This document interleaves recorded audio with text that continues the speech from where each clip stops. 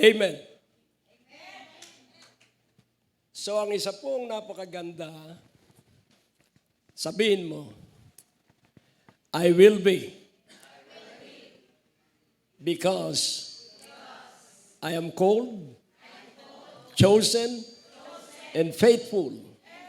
I will be at the back of Jesus at the battle of Armageddon. Pumapalakpak lang tayo sa panahong yun. Amen? So tayo po ay manalangin bago ang mensahe ay adlib muna. Ano po? O Diyos, aming Ama, dakila at napakabuti. Salamat at binibigyan mo kami ng espiritu ng isang bata. Dahil kung mamuno ka ay katulad ng isang magulang. At ikaw ang laging maluwalhati, ikaw lagi ang maparangalan sa pangalan ni Jesus. Amen. So nais kong inyong maunawaan na ang Diyos ang may anniversary ngayon. Palakpakan natin ang Diyos. Tayo ay kasangkapan at gamit lang. Kung atin titingnan, hindi po 16th year anniversary, dapat 17th dahil ako nagsimula ng unang taon. Kami ni Nanay Sita. Wala pang marami sa inyo pero kami ay inuusig na dahil doon sa mga silya, bakit daw aming ginagamit ay sila ang unang bumili. At kami tuloy-tuloy, laging tandaan mo may pag-uusig ang pananampalataya. At nandun lang po ang pag-unlad sa pag-uusig. Hindi po laging palagay ang loob, lagi pong labanan. At 1985 pa, nasa Binyan na ako. At yung mga kasamahan ko, 5 kami, nagpatuloy kaming gumalugad sa buong Laguna. Hanggang makapagtayo ang isang kapatid ng Bible School at ako ay isa sa tagapagturo noong 1987. Hanggang tuloy-tuloy po yun at ang mga kasamahan ko ay matitipuno sila, may malalaki na silang simbahan at meron na silang academy. At tuloy-tuloy, laging tandaan mo, yung tinatawag na natural leader at spiritual leader. Huwag po natin kalilimutan, ang natural leader, sabi at naalaala ko doon sa mga aralin. A natural leader differences between the two types of leadership. A natural leader is self-confident. He knows men.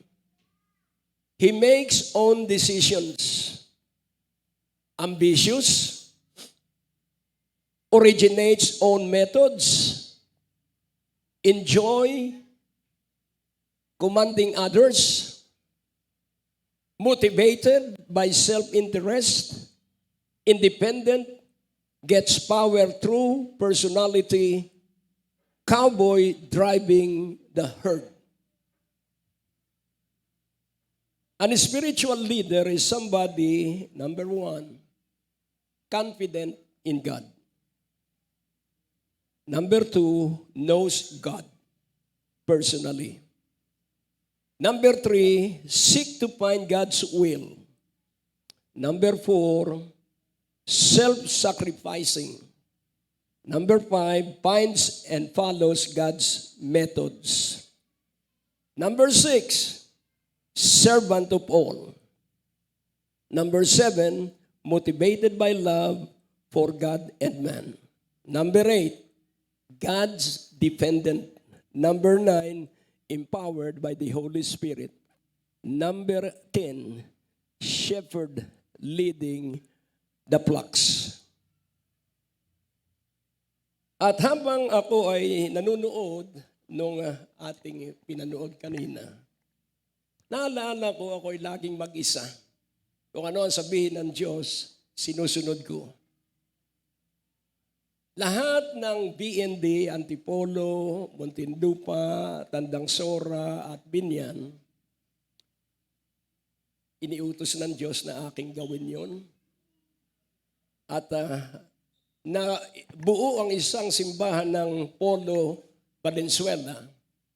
Pero dahil medyo malayo, nagtayo na lang ako ng leadership at iniwan ko na lang sila at sila'y naging independent at nakapagtayo agad sila ng kapilya. At sila ay mga nasa palengke, ang mga negosyo.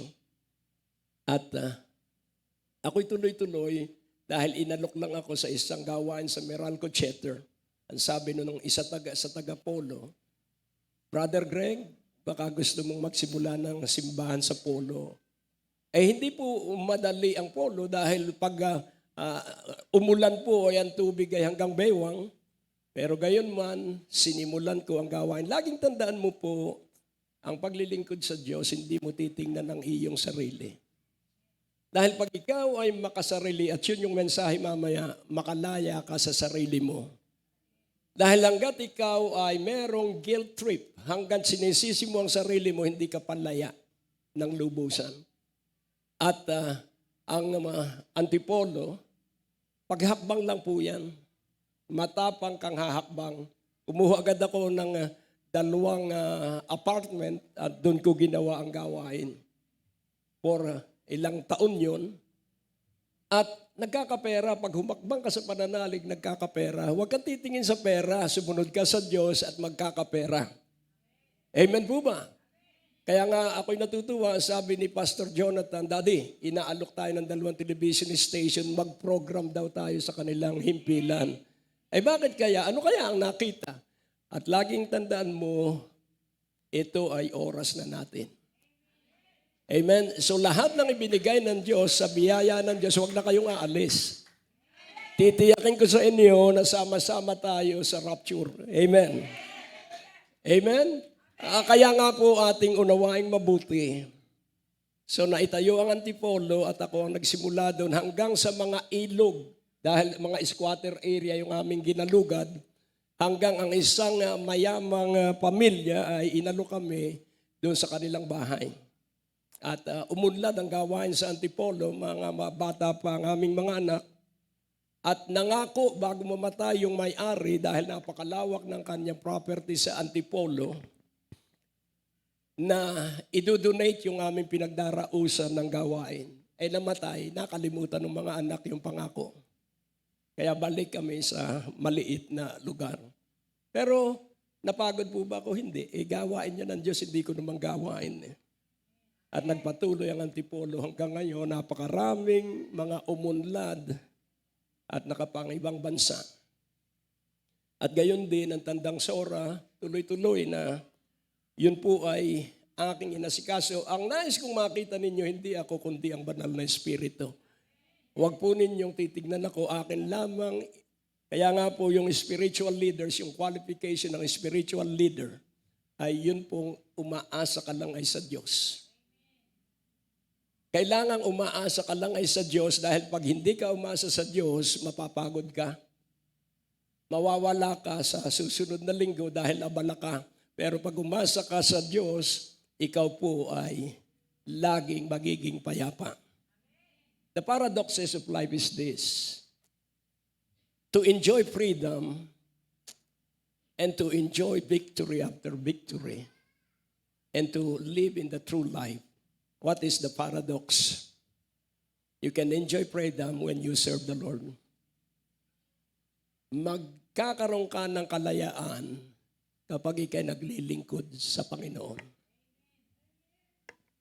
You always be victorious if you surrender to Jesus every day. Napakalaki po ng gawain ng biyaya ng Diyos, lalo na po sa broadcast kaming mag-ama. At ito po ay lahat ay gawa ng Diyos. Hindi po piso-piso yun, milyon para maipagpatuloy ang mga gawain. Dahil Diyos ang gumagawa. Kaya pag hindi ka naging tunay na lingkod ng Diyos, negosyo mo ay magiging Diyos mo. Hanap buhay mo ay magiging Diyos mo. Kung pupwesto lamang ako ay sa mundo, ay hindi ako magkukulang. Pero Gusto ko ako'y maligaya.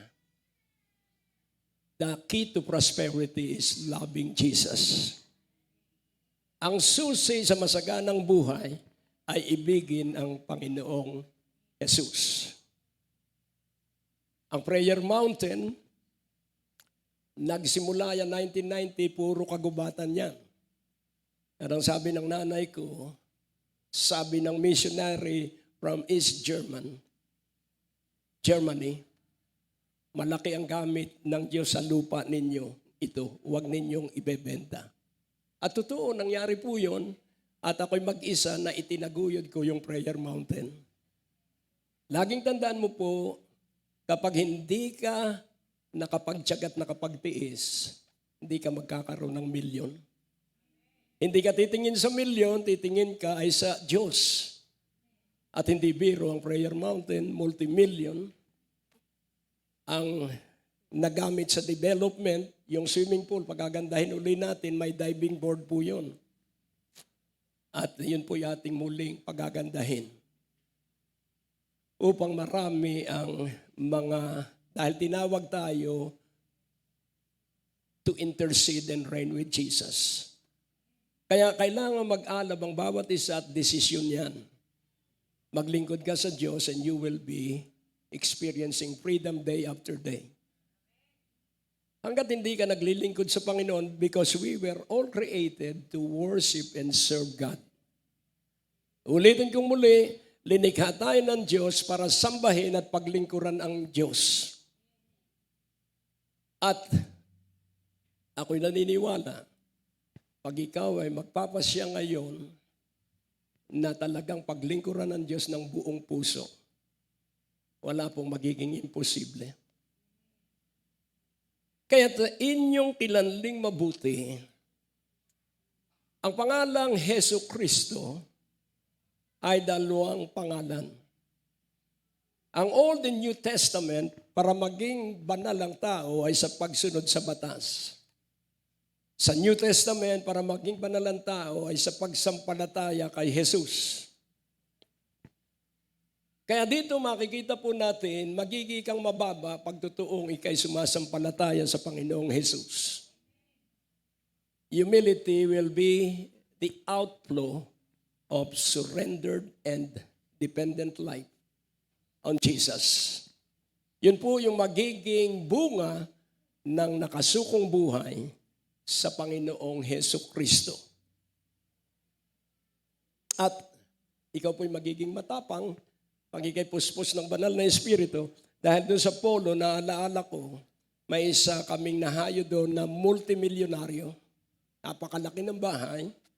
At doon ginawa, sabi namin, salamat, hindi na kami sa palengke ng polo. Doon na sa bahay ng mayaman. At dahil yung mayaman ay masama ang ugali, inilipat namin, sabi ko, lumipat na lang tayo kay brother, yung magugulay. Sa bahay niya, maliit yung bahay, pero nung ipagamit niya yung bahay, umunlad yung kanyang buhay. At kami nagsimula doon at pumunta yung babae na may-ari ng malaking bahay at ako'y dinuro. Pinagalitan ako at sabi niya, hindi ka totoong lingkod ng Diyos. Di ako'y nakangiti lang. Ay, hindi pala ako totoong lingkod ng Diyos Dahil ang totoong lingkod ng Diyos, hinahanap ang nawawalang tupa. At sabi ko, tunay ang sinabi mo, pero ikay kambing kaya hindi kita hinanap. Natahimik siya. Kailangan kay matapang sang-ayon sa katotohanan. Hanggat hindi ka matapang, hindi ka titibay at hindi ka tatatag, at ang nagpapatapang ay ang nakasukong buhay sa Panginoong Hesus Kristo. Magiging kang ganyan lang. Pag hindi pwede ang pangitingiti, papalapalakpak lang, tapangan mo at ang nagpapatapang ay ang banal na Espiritu. Babarilin ng gwardiya sa JD yung driver dahil ayaw ibigay ang ticket, ang lisensya dahil mali, no parking. Kung hindi po sa banal na Espiritu, wala akong katapangan.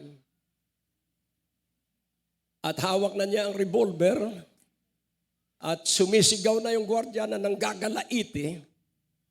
At ako'y nasa likuran at sabi ng banal na Espiritu, awatin mo. Blessed are the peacemakers, for they are sons of God. So tumayo ako dahil boses ng banal na Espiritu at sabi ko doon sa driver, ibigay mo, lisensya mo. Yes, sir. Binigay yung lisensya. At nanginginig yung gwardiya at ang sabi, sir, salamat po't hindi ako naging kriminal. Amen? So pagdating namin sa Mantrade, bumaba ako. Sabi ng driver, sir, salamat po sa iyo, hindi naging balo ang asawa ko at ulila ang aking mga anak. Blessed are the peacemakers. Huwag mong pag-aawayin ang nag-aaway. Hello? At yun po ay patnubay ng banal na Espiritu. Hindi po ako yun, patnubay ng banal na Espiritu. At ang mga tapat na nakita ang katapatan ng Diyos, bagamat hindi ako nagpatuloy ng simbahan sa Polo at yung isang inaanak ko ang aking idinalangin na magpatuloy hanggang ngayon, tuloy-tuloy pa rin. Pero yung mga miyembro na nasa Toronto, Canada, ay inimbitahan ako one time para magkasal ng 50th wedding anniversary. Yung katapatan nila ay nakatuon pa rin. Kaya nais kong inyong makitang mabuti, ang kaginawahan po ay hindi mo mararanasan hanggat hindi ka dumaraan sa gusot. Jesus Christ, two names. Jesus is his human name. Alam niya ang lahat ng ating kahinaan. Alam niya ang lahat ng ating pinagdaraanan. Christ is his divine name.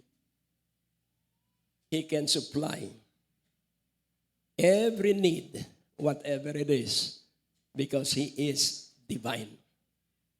Sabi nga ng isang mga sumulat ng panalangin, missionary silang mag-asawa sa China at India. At yung asawang babae for 38 years sa stroke ay nabuhay. Na hindi halos makatayo, pero dumami ang kanyang kaalaman sa pananalangin. At ang sabi niya doon sa isang bahagi ng kanyang book of prayer, the great things in existence will be given only to those who pray. Ulitin kong muli, the great things in existence will be given only to those who pray. A powerful person is a praying person. Hanggat hindi ka nananalangin, hindi ka uunlad, hindi ka aangat. Dahil ang pananalangin, pakikipag-usap sa Diyos. At ang pakikipag-usap sa Diyos, nagmamadali ang mga anghel na nakikinig habang tayo nakikipag-usap at dadalhin sa atin ang mga bagong sasakyan, dadalhin sa atin ang bagong bahay. Siya sa atin ninyo ang buhay naming mag-aama. Kung paano nagaganap at nangyayari ang katotohanan ito. God is a miracle-working God. God is the God of the miraculous. Kaya nga po, naunawaan ko na ikaw at ako'y mahal na mahal ng Diyos. At huwag mong kalilimutan ang katotohanan ito ngayong 16th year anniversary. At muli, ulitin kong muli, ang sabi nung iba, ba't hindi mo isinara ang Green Hills nung lockdown? Nung lockdown, kahit walang gumagamit, tuloy ang renta, tuloy ang paniningil ng Meralco kahit hindi nagamit kahit 1 kilowatt. At hanggang sa lumaki ang bayaran, mahigit na 2 milyon. At ang napakaganda roon, Dahil nga wala namang akong narinig na isara, ang napakaganda doon ay tuloy-tuloy ang kontrata na hindi nagtaas ng renta. Pinagbigyan dahil doon sa arrears. At ngayon, halos bayad na yung mahigit na 2 million. Bakit? Basta ang Diyos ay kasama mo. Hindi ka pababayaan ng Diyos. Hanggat wala kang krisis, ang ibig sabihin, hindi mo pa nararanasan ang pagsama ng Diyos. Jesus Christ, the author and finisher of faith. Meaning, He is the pioneer. Kaya narating ang North Pole, merong nagpunta roon ng mga nagsikap na pumunta roon para mailagay ang daan patungo sa North Pole. At ang unang expeditions ay namatay yung unang expeditionist, pero itinuloy ng mga naiwan niya. At hanggang sa madali ng puntahan ng North Pole, pumunta ka lang ng Canada at malapit ka na sa Alaska. At kapansin-pansin, pati Alaska ay narating ko. Bakit? Dahil ako ay nagtitiwala sa Diyos na ang Diyos ay Diyos ng kababalaghan, ang Diyos ay Diyos ng mga hiwaga, at kapag ikay umasa sa Diyos, makikita mo, hindi ka ganyan lamang. Kaya nga po, nais kong maunawaan nating mabuti. May malaking nakatakdang gagawin ng Diyos sa kanyang simbahang ito. So He is the pioneer of faith. Na ibig sabihin, ng pioneer, lahat ng kanyang dinanas at dinaanan, hindi siya nagkasala, kaya tumingin ka kay Jesus at hindi ka rin magpapatuloy sa pagkakasala sapagkat si Jesus ay kasama mo 24 oras. Kaya nga po, ako'y masaya dahil doon sa ating pag-aawitan, mga maliliit na bata. Alam mo kung bakit ako masaya? Dahil ang Diyos po ay Diyos na napakabuti. At nakita ko ang 2001 na ako ay ginamit bilang isang national chairman ng coordination sa isang malaking conference sa Luneta. At sa loob ng 1 linggo, nakabuo kami ng 1,000 members choir. Galing sa iba't ibang lalawigan. Paano nabuo yun ay wala namang practice. Yun po ay pagkilos na mahimala ng Diyos. At nabuo yung gawain, puno ang PICC ng 3 araw. At ang Luneta, bagamat sila gumastos ng 27 million, ang pinaka-peak na attendance lang ay 30,000, pero doon naligtas ang isang kilalang artista dahil siya na born again bago namatay doon sa crusade na yon. At ang nakita ko ay ito. Makinig kayong mabuti. Huwag na kayong palipat-lipat pa. Amen? Sapagkat, ito po, ako'y laging inaalaala ko ang patnubay sa akin ng Diyos. Makinig kayong mabuti, sulat ninyo ang date. August 8, 2001. O 2002 yata, 2002. 2001 nga. Ang sabi ng isa, brother, ito ang nadarama kong salita ng Diyos na dapat mong lakaran. Revelation 3:8, I have set an open door for you, and no man can close it.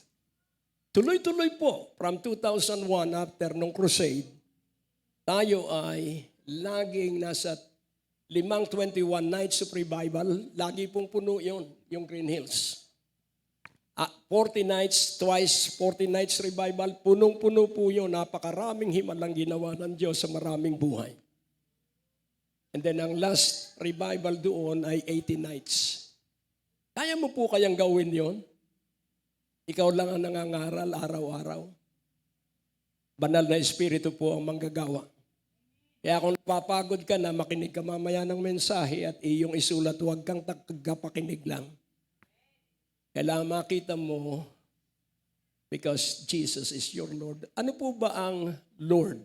Ang Lord po siya ang namamahala ng lahat-lahat at walang hihigit sa Kanya. Kaya nga po, nung pagkatapos noon, 3 years tayong laging nasa Cuneta. 2005 tayo ay nasa Ultra Coliseum. And then 3 years na sunod-sunod tayo nasa Cuneta Astrodome. At ang huli ay Music Museum. Sinishare ko po ito sa inyo dahil ang Diyos ay consistent. Ulitin kong muli, ang Diyos ay consistent. At February 22, 2011, muli, may lumapit sa akin at ang sabi, Revelation 3:8 ulit. God has set an open door for you. At doon po tayo nagsimula. Dahil pinaniwalaan ko, doon tayo nagpasimula ng 3 television, worldwide television, Trinity Broadcasting Network, and Church Channel, and Hillsong Channel. May programa po tayo doon araw-araw. Bakit pinaniwalaan ko that I am under an open door? Then January 29, 2023, dumating ang ating kaibigang prophetess from England at yun din ang diniklara niya. Kaya dahil open door, walang makapagsasara noon, lahat ay magiging tuloy-tuloy. At last April 18, ngayon po, 2024, nag-send sa Viber ng prayer, laging nagpapadala ng kanyang panalangin ang aking matalik na kaibigan. At ang kanyang panalangin, muli, Revelation 3:8. So ipinaalam that I have set an open door for biyaya ng Diyos Christian Fellowship. Amen? At ano po ang ibig kong tukuyin ngayon? September 2019,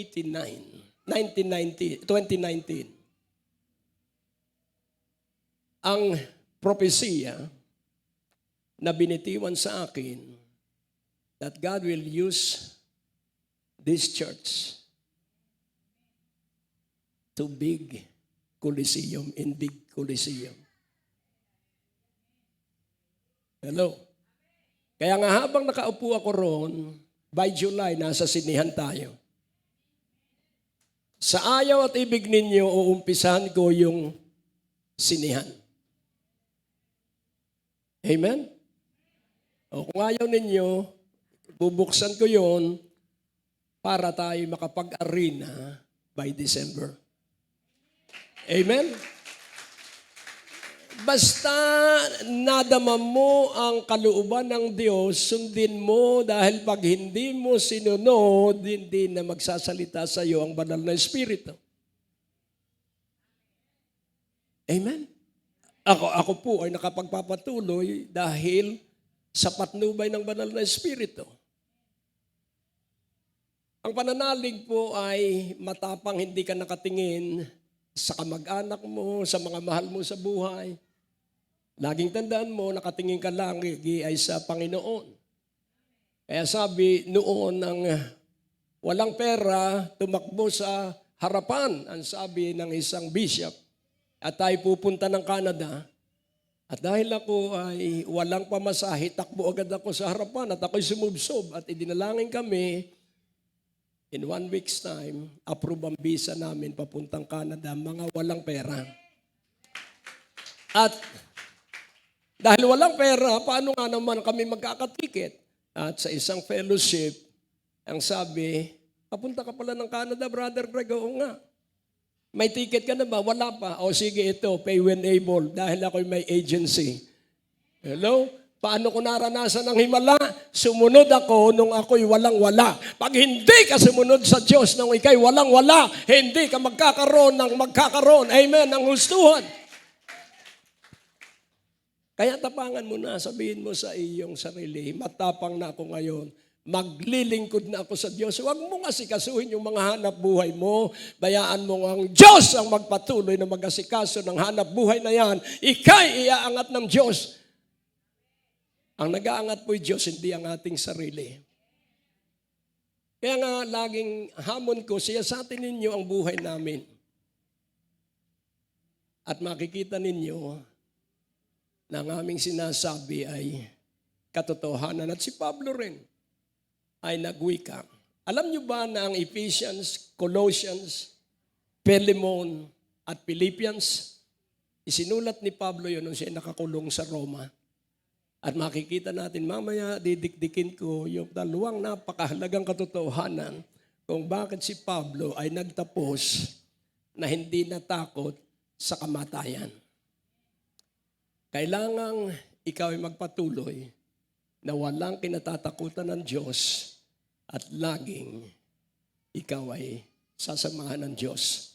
What matters most is the accompanying presence of God, not the provision. Ang pinakatampok at pinakamahalaga ang pagsama ng Diyos, hindi ang provision. Pagkasama mo ang Diyos, siya ang bahala sa iyong provision. Amen po ba? At aalisin ang sakit sa iyong tuhod, aalisin ang sakit sa iyong gulugod. Bakit? Dahil kasama mo ang Diyos. Amen po ba? Kaya kung hindi ka maalisan ng sakit, siguro hindi ka buong pusong naglilingkod sa Diyos. Unahin mo ang Diyos at ikay laging nasa unahan mo ang Diyos. Amen po ba? Unahin mo ang Diyos ay laging nasa unahan mo. Ang mga anghel ay laging nakapaligid sa iyo.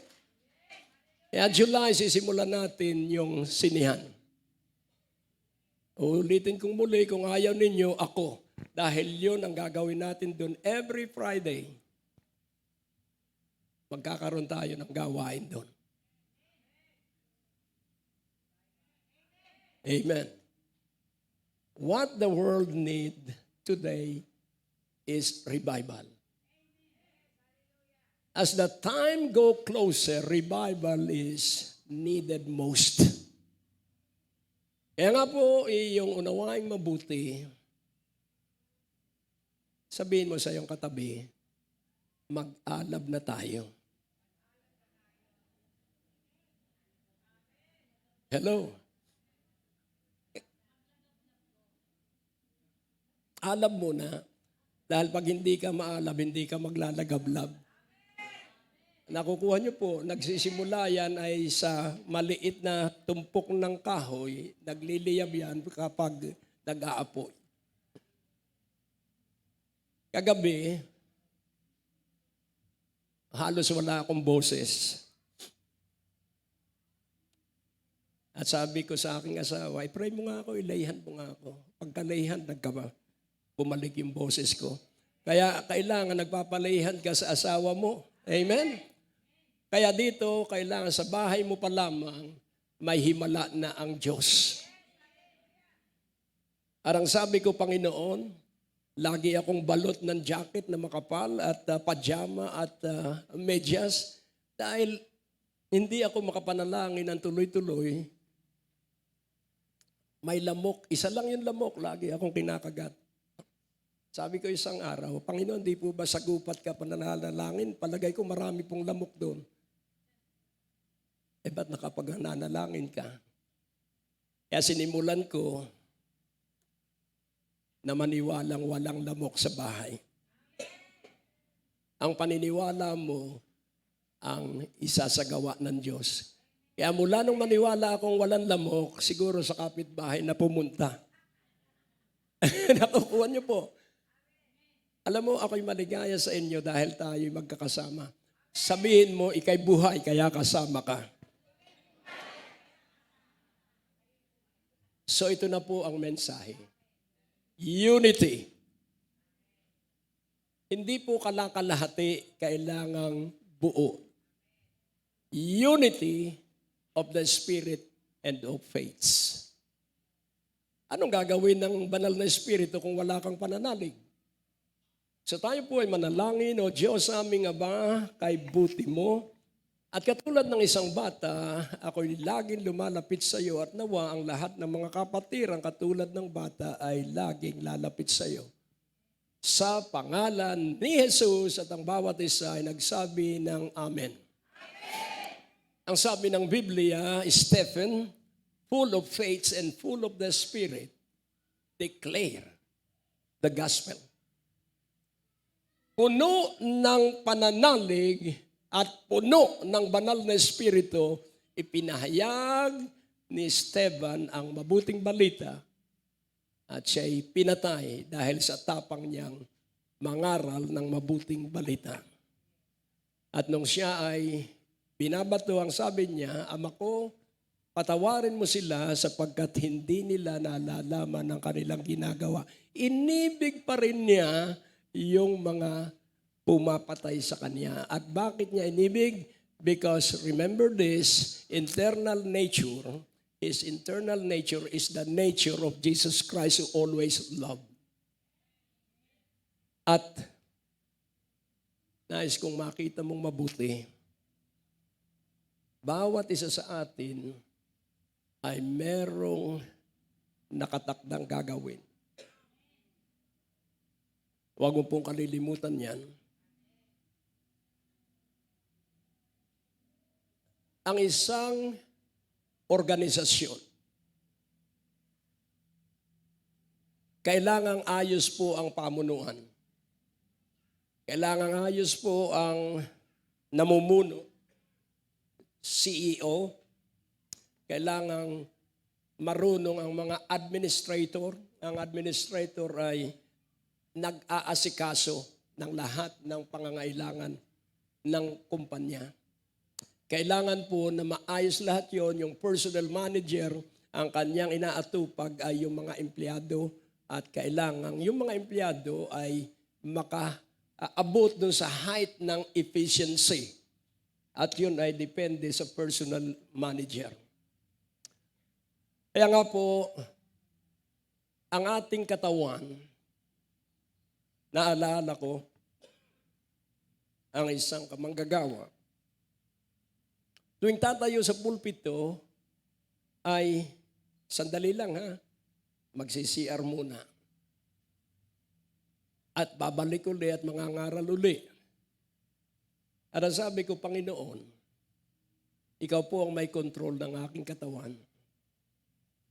Madali pong manghimagod ang tuhod. Pero Panginoon, ikaw po ang lakas ng aking tuhod.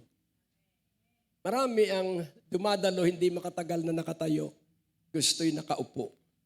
Tingnan mo uli ang iyong katabi. Paano ka titibay kung hindi ka tumatayo sa oras ng pagsamba? Hanggat hindi mo inalis ang iyong sarili sa iyong sarili, mananatili ka dyan sa iyong kalagayan. Kahit idalangin kita, ganyan ka pa rin dahil hindi ka makalaya sa iyong sarili. Amen? Huwag mong sasabihin, matanda ka na kaya hindi ka na makapag-jeep. Huwag mong sasabihin yon dahil hindi ka bibigyan ng sariling sasakyan dahil mareklamo ka nung wala kang sasakyan. Pag hindi ka na mareklamo for 13 years, lakad takbo ako at sasabit ako sa jeep, nasa estribo ako, pupunta sa gawain. Tatayo ako sa bus at nakakatulog na dahil halos gabi na akong uuwi. At ang sabi ko, bulsa ko yan, huwag mong kunin ang wallet ko. Akala ako'y tulog sapagkat if you have the anointing, the Holy Spirit will always guide and lead and protect you. Kaming mag-asawa ginawbi sa Central Market na gawain, takbo kaming mag-asawa at kami sasakay sa isang jeep. At ang sabi ng banal na Espiritu, wag, hold upper yung nasa jeep. At tiningnan ko may dalawang lalaki sa likuran at driver at isang lalaki sa harapan. At umurong kami at hindi na kami sumakay dahil hating gabi na.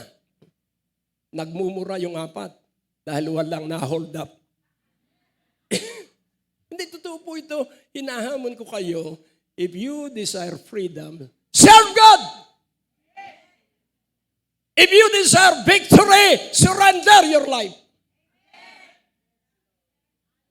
Hanggat hindi mo isinusuko ang buhay mo at hanggat ikay ang nasusunod, kahit yumaman ka, baliwala pa rin ang kayamanan mo. Sapagkat ang tunay na kayamanan ay ang Panginoong Hesus Kristo. Amen? Hallelujah! Sabihin mo, hallelujah! Purihin ang Diyos.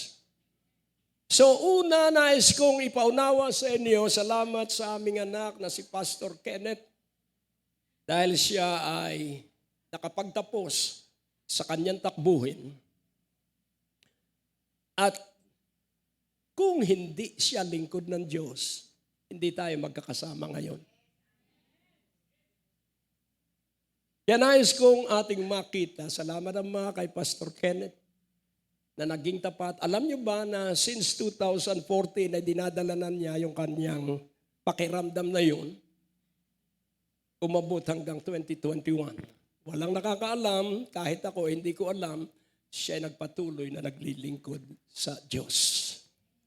Laging umaasa sa Diyos. At awa ng Diyos ang kanilang mag-iinay, napakaganda ng lugar sa New South Wales, sa Australia. Kaya nga po ating tignang mabuti, huwag mong kalilimutan ang dalawang katotohanan. It's not by might. It's not by power. It's by my Spirit, saith the Lord. Maganda po ang may propesyon. Maganda po ang may negosyo. Kapag ang negosyo mo ay pina-absent ka pag araw ng linggo, ay baguhin mo yon.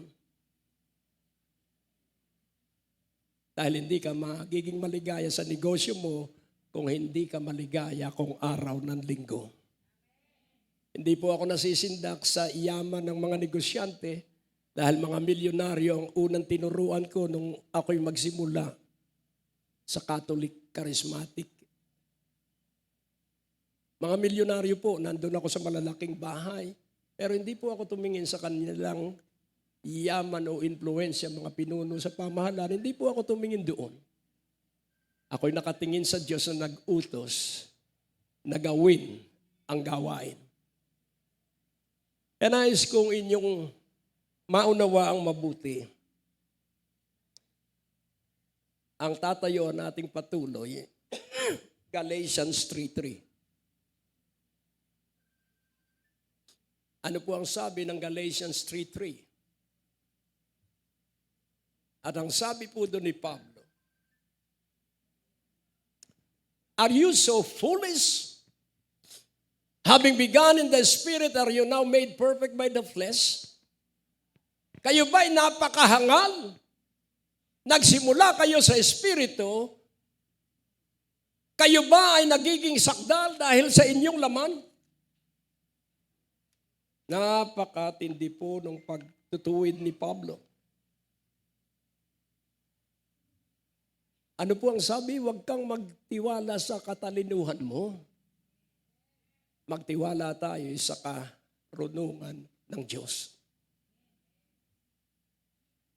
Kapag ikay magagalitin pa rin, welcome sa samahan ng magagalitin. Ating tandaan, ang katawan natin ay binubuo ng, alam nyo, ang pali. Ano ang pali? Pantog. Alam nyo ang pantog? Ang pali ay pancreas. Ang pantog ay kidney. At pag ikaw ay magagalitin at laging nag-aalala, maaapektuhan ang iyong buto. Kaya marami ang sumasakit ang mga kasukasuan because of bitterness. It drieth the bones. So a merry heart doeth good like a medicine. A broken spirit drieth the bones. Kaya nga po, lagi kang dapat nagagalak sa Panginoon, lagi kang dapat maligaya at ayokong maririnig sa iyo ang iyong problema. Ang maririnig ko sa iyo, napakabuti ng Diyos, hindi ng iyong problema. Focus not on your problems, focus on God. Ipatutuo mo yung Diyos, hindi ang iyong problema. Ipatutuo mo yung Diyos, hindi ang iyong krisis. Hindi kita matutulungan sa krisis mo. Diyos ang handang tumulong sa krisis ng bawat isa. Kaya ipagmalaki natin ay ang Diyos. Amen po ba? Kaya nga po dito makikita natin, kailangang alam mo ang kapangyarihan ng krus. Ano ang sabi ni Pablo? I preach the power of the cross.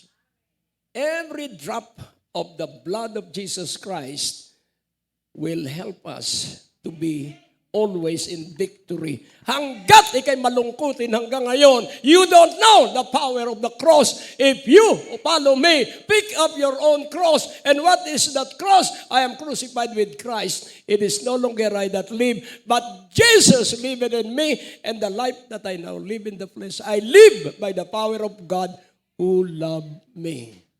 So the power of the cross is that God loves me. Amen? Kaya hindi ko alam ang edad. Eh, yung iba laging nakatingin ay sa edad. Huwag kang tumingin ay sa edad. Naalaala ko noon at ito, ayoko nang gawin yung biro. Ang sabi ay, Father, ba't hindi ka pa kumakain? May rosaryo kasi ako eh. Hello? Ibig sabihin, ewan ko kung bakit sinabi ni Father yung may rosaryo siya. Kaya nais kong iyong maunawaang mabuti. Malaki ang tiwala ng Diyos sa iyo. Yang iyong kabiguan ay hindi ang katalunan. Yan ang pintuan sa pag-aangat sa iyo ng Diyos. Worship and serve God every waking hour. Praise Him, worship Him before praying. Sambahin mo muna ang Diyos bago ka manalangin. Kaya dito po pupunta tayo sa tema dahil huli na nung ibigay sa akin ang theme. Dinala ni Brother Aris, pero laging mahusay ang banal na Espiritu. At ito ang theme, Ephesians 4:2 and 3. At dito makikita po natin, doon sa Ephesians 2 and 3, with all lowliness and meekness, with long-suffering, forbearing one another in love. So pansinin po natin, in love. Yun po yung panggagalingan ng pagiging mapagpakumbaba. Yun po ang panggagalingan ng pagiging maamo. What is meekness? You are under control of your talents. Though, yung nagsasalita sa iyo, walang alam, na parang alam ang lahat, manahimik ka lang. That is meekness. Hello? Hindi naman niya alam, salita ng salita, pagbigyan mo lang siya. At pakakainin ka ng burger. At saka, pag kumakain na kayo, saka mo i-share ang kabutihan ng Diyos. So, pansinin po natin, with all lowliness and meekness, with long suffering. Hindi po one time ang lowliness. Hindi po one time ang meekness. Ito po ay long suffering. As long as we have breath, let us be lowly and meek. And how shall we be lowly and meek? Forbearing one another in love, na yung mga kasamahan mong inutangan kang hanggang ngayon hindi ka binabayaran, love them anyway. Na kahit ikaw ay inangasan nung iyong kasama rito last Sunday, love him anyway. Yun po yung forbearing, na pagtityagaan mo ang masamang ugali ng mga kapatid. Amen. Hallelujah. Ang katawan natin ay kahit sumakit ang ating tuhod, mahal pa rin natin ang tuhod, hindi natin ipinapuputol. Hello. At makikita natin sa pagkirot ng ating tuhod, aalab tayo sa panalangin at sasabihin natin, Panginoong Jesus, ikaw ang aking dakilang manggagamot. At pag nawagalan ka ng pera, hindi ka mag-aalala, Panginoon, mula sa kaluwalhatian mo, tutustusan mo ang 1,000,000 kailangan ko. Bayad ang mga utang. Hello? Saan ba naman manggagaling? Isang araw ay may dumating sa opisina. At ang sabi niya, Pastor, inutusan ako ng Diyos. Basta ko hindi mabuti. At inilagay niya yung 1.3 million. Hello? Hello? Paano nangyari yun? Hindi ko naman kinausap yung tao. Bakit may dala? Dahil alam ng Diyos na may bayaran siya. Ulitin ko muli, ang simbahan ang may-ari ay ang Diyos dahil ang simbahan katawan ng Panginoong Jesucristo at siya ang mag-aasikaso ng lahat ng kailangan ng kanyang katawan. Ikaw ay bahagi ng katawan, aasikasuhin ka ng Panginoong Jesucristo dahil siya ang ulo ng katawan. Kaya huwag kang magmagaling, huwag kang magyabang. Hello? July, nasa sinihan tayo. December, nasa Arena, Coliseum tayo. Nakukuha niyo po. Alam mo, ang isang nagpatibay sa akin, yung maliliit na bata. Sabi ko, bakit kaya may matataas at malalaking mga bata? 9 years old pala lang yung mga babaeng malalaki. Kaya hindi mo masasabi ang edad sa size. Tingnan mo ang iyong katabi, hindi mo masasabi ang edad niya sa size. Nakukuha niyo po. Pag ikay laging masaya at ikay humahalakhak, hindi ka maghihirap. Amen? Sabagkat ikay humahalakhak, makapagtityaga ka at makapagpapatuloy na laging maligaya sa Panginoon. Delight thyself in the Lord, and He shall give you the desires of your heart. Right desire is the one that God will fulfill. So, ang tamang hangarin ang isasagawa ng Diyos. Be strong in the Lord because when you start to do the desire of God, there will be opposition. Sisiraan ka ng iyong mga kumparit kumari. Hindi mo narinig sa Diyos yan. Ikaw, makakarinig sa Diyos. Sino ka? Ayan. So, sisiraan ka ng mga kaibigan mo at mahalin mo sila at maghanap ka ng mga kaibigan na maalab sa Diyos. E nais kong makita po nating mabuti sa verse 3 ng ating theme, Ephesians 4. Forbearing one another in love, verse 3. Verse 4, endeavoring to keep the unity of the Spirit in the bond of peace. Ano po ba yung endeavoring? Nagsisikap na panatilihin ang pagkakaisa ng banal na Espiritu sa bigkis ng kapayapaan. Kaya nga kung inyong alam at hindi naman ninyo alam, lagi tayong may malalaking check weekly. Yun po, ina-advance natin sa lahat ng bayaran. At nagkakapondo po. Endeavoring. Sabihin mo, endeavoring. To keep the unity of the Spirit in the bond of peace. Panatilihin ang pakikiisa ng banal na Espiritu sa buklod, bigkis ng kapayapaan. Ang first 3 chapters po ng Ephesians, it's about the unfolding of the power of grace. Pag binasa mo ang chapter 1 to 3, it's about grace. And chapter 4 to 6, it's the implementation of the glory of God. Implementation, pagsasakatuparan ng kaluwalhatian ng Diyos. Kaya ang unang panalangin ni Pablo, because I heard your faith in Christ and your love for one another. Kailangan mahal mo yung kasama mo. Kailangan mahal mo yung laging nakikita mo tuwing linggo. Amen? At kung may pera ka't sinabi ng Diyos, bigyan mong 1,000, bigyan mo agad. At makikita mo pag uwi mo, may magbabalik sa iyo ng 3,000. Amen? Magi ka lang masunurin pag inutusan ka ng Diyos, pag sinabi niya, bigyan mo yung naka-pink ng 500. Maghanap ka ng naka-pink, 3 pala yung naka-pink, ay bigyan mo ng tigli 500. At pag ikay naging masunurin, laging maririnig mo ang boses ng banal na Espiritu. Pero pag rineject mo yung tinig na yon, hindi na magsasalita uli hanggang sa pag nagsalita siya, pag sinunod mo, tuloy-tuloy ang kabuhayan mo. Amen po ba? Kaya nga ang dalangin ni Pablo sa chapter 1, ano ang kanyang panalangin? Verse 17, ating siya sa ating mabuti, napakahalaga nito ng unity of the Spirit.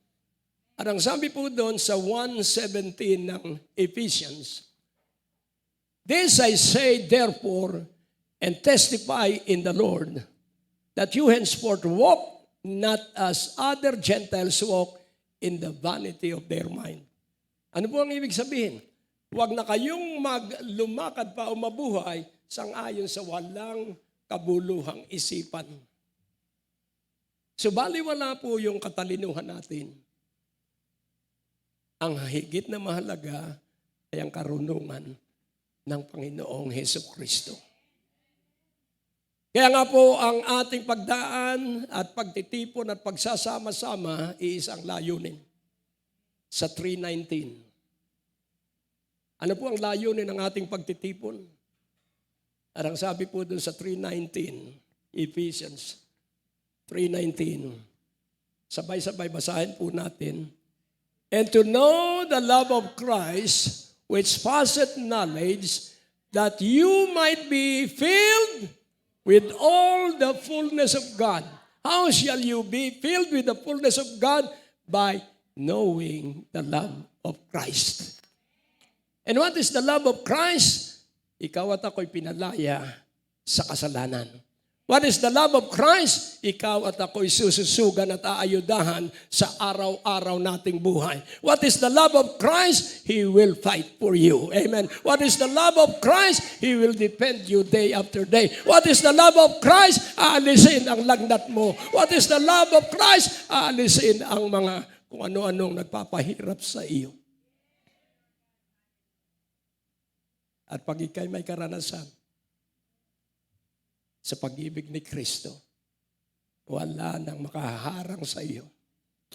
Naalala ko, 1986, kami nasa EDSA, nagmamarcha, ibagsak. At pumunta ako dun sa kanto ng Ortigas, at ako ay ninervyos. Nandun ang Panzer Division, puro tangke. At ang sabi ko, tapos kami dito. At napakaraming sundalo sa paligid ng Krami. Kami nasa gate ng Krami. At biglang dumating ang fighting squadron ni General Castelo. Bumababa, sabi ko, tapos na kami. Pauulan na kami ng bala. Pero biglang sumulpot ang tropa ni General Ramos, Senator Enrile, at Colonel Gringo Hunasan, nagmamarcha. At yun pala, nagbago ng desisyon ng mga sundalo at pinanigan yung aming hinihiling, palayain ang Pilipinas. Kaya ang gawain mo at gawain ko ay maging malaya ang Pilipinas. That is our vision and that is my vision since 1969 that the Philippines will be for Christ.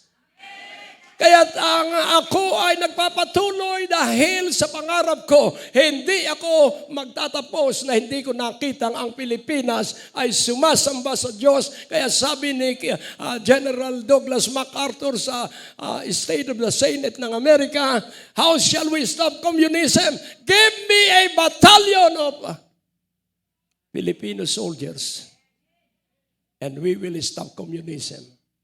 Pero dahil nga political game, hindi pinagbigyan si General Douglas MacArthur. May magandang pangarap ang Diyos sa mga Pilipino. Si Bonnie Serrano, 100, pinasuko niya ang isang company of South Korean soldiers. Mag-isa siya. Linusob niya yung mga North Korean. At sumuko yung isang company just by one man. Naalala ko si Gideon. Kaya nais kong unawain mga mabuti. There is a spirit of a champion in your heart. Ulitin ko muli, there is a spirit of a champion in your heart, and that spirit is the spirit of Jesus. Hindi ka naririto sa ibabaw ng lupa para ganyan lang. Ikaw ay nasa ibabaw ng lupa upang ikay iangat ng Diyos ng higit kaysa iyong kayang isipin at hingin. Tanggapin mo ito, tanggapin mo ito. Laging tandaan mo, pag dumadalo ka ng pagtitipon, pag nakinig ka, at ikaw ay hindi nakinig, pag alis mo dyan, aagawin ng dyablo yung iyong narinig. At upang hindi mo makalimutan ang iyong narinig, ituro mo agad sa iyong mga mahal sa buhay. Ikwento mo agad, sabihin mo, nako, alam mo, mahal, napakaganda nung narinig kong salita ng Diyos. Hindi yung mangangaral, kundi yung itinuro ng mangangaral. Huwag kang hahanga sa mangangaral. May isang kilalang artista, umiiyak. At ang sabi sa akin, Brother Greg, ingatan mo ang buhay mo dahil ayokong ikay mamatay, ikaw lang ang pag-asa ko. Sabi ko, sister, hindi ako ang pag-asa mo, ang Diyos. Dahil pag sa akin ka umasa, mamamatay ako. Ganon din ang iyak ng nanay ko. Ang sabi niya, Greg, mag-iingat ka sa iyong sarili dahil wala nang tutulong sa akin pag namatay ka. Nanay, mamamatay agad ako kung ay kay magtitiwala sa akin. Magtiwala kay sa Diyos, hindi sa akin. Tumagay siya ng 88 years old. Kaya hindi kayo magtitiwala sa mangangaral. Ang pagtitiwalaan mo ay ang salita ng Diyos na iyong narinig. At pag isinabuhay mo ang salita ng Diyos ang gagawa dahil ang salita niya ay mula sa kanyang bibig. Nakukuha niyo po. Kaya nga po, kilanlin mong mabuti ang iyong sarili.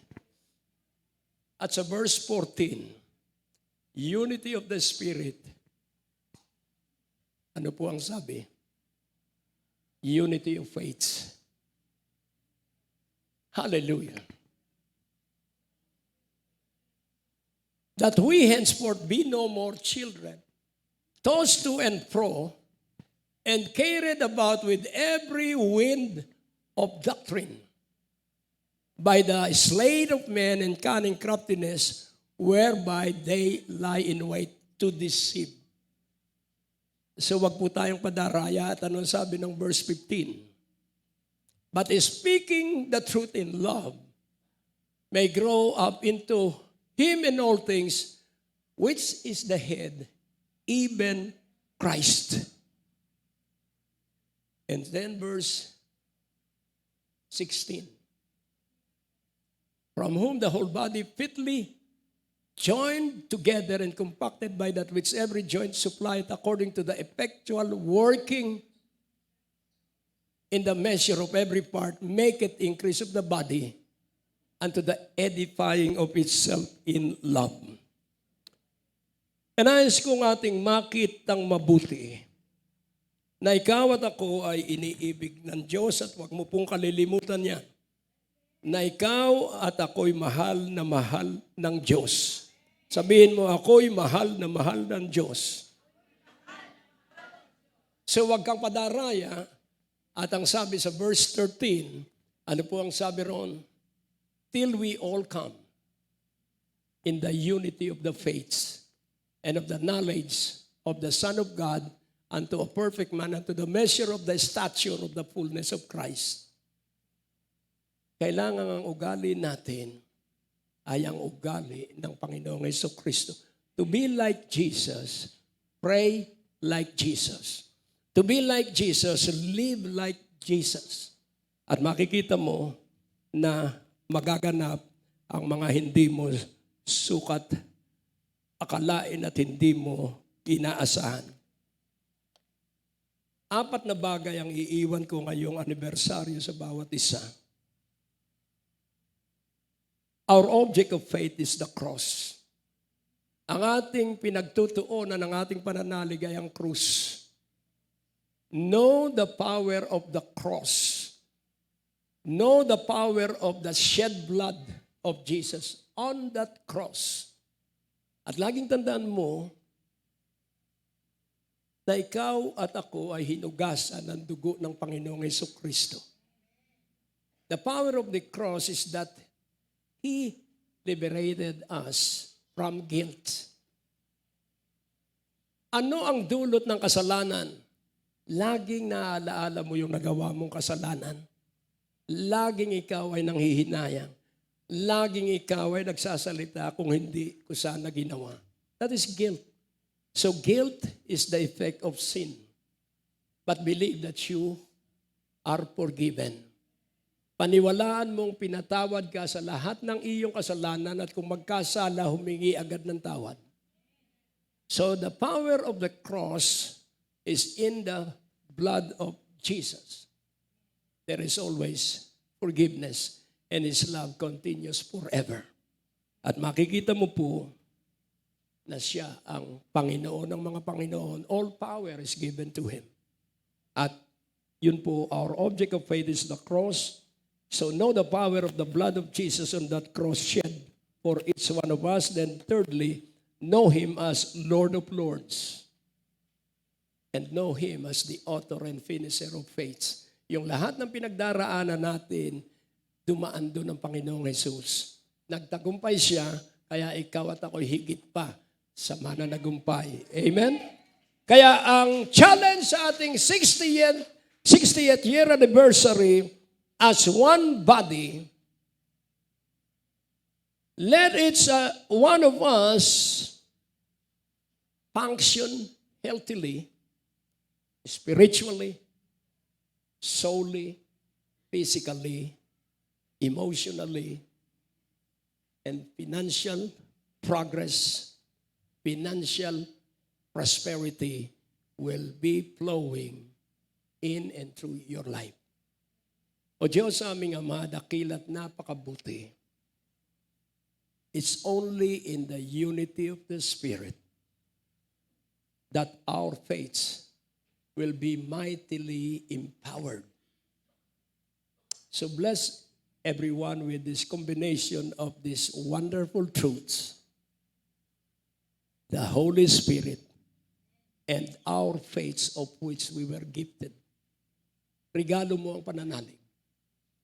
At hayaan mong mula ngayon, ang 17th year anniversary, ang accomplishment namin ay ang buong higit pa sa 16 na taon.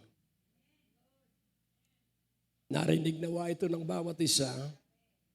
In the 17th year that is start tomorrow, our accomplishment is much greater than the 16 years that we have accomplished. Thank you very much for the faithfulness of your servant, Pastor Kenneth Andrew Durante, and he brought many servants after his anointing.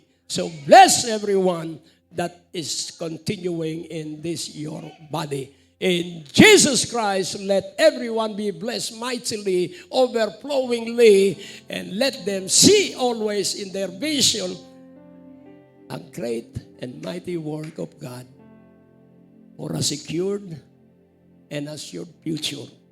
So bless every member of Biyaya ng Diyos all throughout the Philippines. With all the fullness of the Holy Spirit, with all the awesome power of the Holy Spirit, let your presence accompany us and be always ahead and in front of us. Our future is secured. Sa iyo po ang lahat ng kalwalatian at karangalan sa makapangyarihang pangalan ni Jesus. At hilingkot dalangin na lahat ng mga kapatiran sa biyaya ng Diyos, they will be all intercessor. Because we shall reign with Jesus only in intercession. Kaya sa utos mo, Panginoon, let members of Biyaya ng Diyos Christian Fellowship be all intercessor. Because intercession is the highest form of prayer. Because in intercession, we are not praying for ourselves. We are praying for the need of others. So let every one of us be in the spirit of intercession.